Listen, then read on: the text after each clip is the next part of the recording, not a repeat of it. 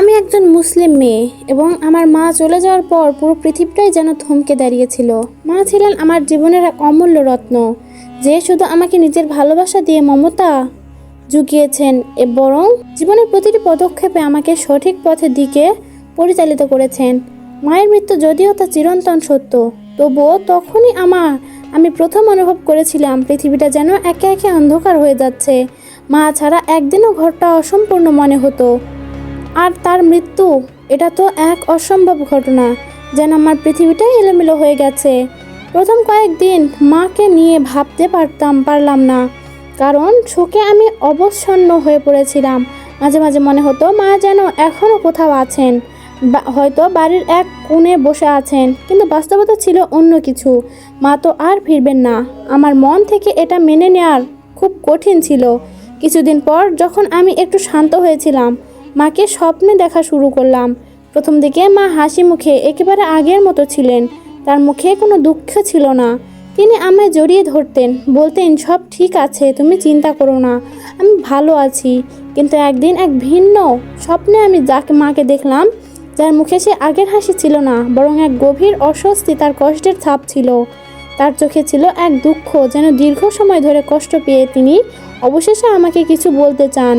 মা যখন আমার কাছে এসেছিল, তার মুখে বলার মতো কিছু ছিল, তবে সেগুলো ছিল একেবারে ভিন্ন ধরনের, যা আমি আগে কখনো শুনিনি। মা বললেন, বাচ্চা, আমি জানি আমি জীবনে অনেক ভুল করেছি, অনেকের সঙ্গে খারাপ আচরণ করেছি, অনেকের মনে কষ্ট দিয়েছি, এমনকি কিছু সময় আমি আল্লাহর নির্দেশনা বলি ঠিকমতো অনুসরণও করিনি। আমি জানি আমি অনেক সময় ভুল সিদ্ধান্ত নিয়েছি, কিছু মানুষকে আঘাত করেছি, কিন্তু আমি কখনো সঠিকভাবে তাদের কাছে ক্ষমা চাইতে পারিনি। আজ আমি বুঝতে পারছি আমার পাপের জন্য আমার আত্মা কষ্ট পাচ্ছে। মায়ের কথাগুলো শুনে আমি খুবই শঙ্কিত হয়ে পড়লাম। মা তো সবসময় আমাকে স্নেহে ভালোবাসায় ভরিয়ে রেখেছেন এবং জীবনে কোনো কিছু ভুলভাবে করেননি, এমনটাই আমি মনে করতাম। কিন্তু এবার মা যে এত কষ্টের কথা বলছিলেন, সেটা আমার কাছে এক নতুন অভিজ্ঞতা ছিল। আমি মাকে বললাম, মা, তুমি যদি সত্যি মনে ক্ষমা চাও, আমি আল্লাহর কাছে তোমার জন্য দোয়া করব। আল্লাহ তো দয়ালু, তিনি যদি তোমার ভুলগুলো বোঝেন, আন্তরিকভাবে ক্ষমা চাও, তবে নিশ্চয়ই তোমাকে ক্ষমা করবেন। আমি জানতাম মায়ের জন্য সঠিকভাবে ক্ষমা চাইবার কোনো উপায় থাকলেও এখন আর সরাসরি তার কাছে ক্ষমা চাইতে পারবো না। তবে একমাত্র আল্লাহর কাছেই তো সব ক্ষমা রয়েছে এবং সেই ক্ষমা মা পেতে পারেন।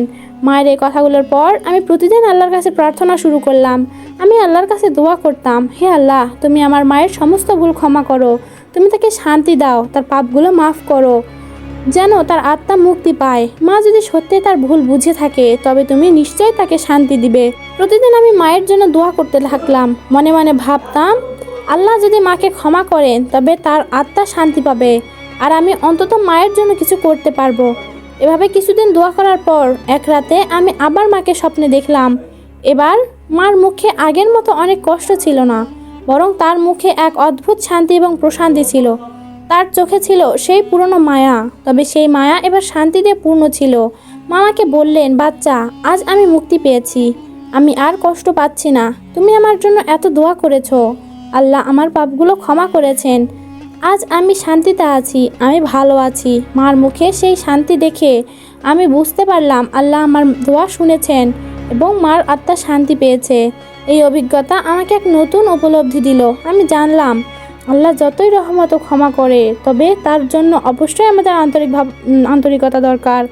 আমি জানি আমি আর মাকে কখনো সরাসরি ক্ষমা করতে পারবো না, তবে আল্লাহ সব সময় আমাদের ভুলগুলো ক্ষমা করতে পারেন, যদি আমরা সঠিকভাবে দোয়া করি। মার জন্য আমি যা দোয়া করেছি, তাতে আমি এক বিশেষ ধরনের শান্তি পেয়েছি।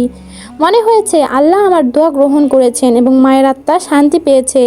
এখন প্রতিদিন আমি মায়ের জন্য দোয়া করি। আমি বিশ্বাস করি যে কোনো ভুল থেকে মুক্তি পাওয়ার জন্য আল্লাহ আমাদের পথে রয়েছেন।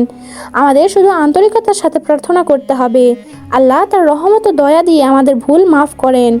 দোয়া মানুষের জন্য শুধু জীবনের দিকে নয়, মৃতদের জন্য শান্তি এনে দিতে পারে। আমি তা অনুভব করেছি।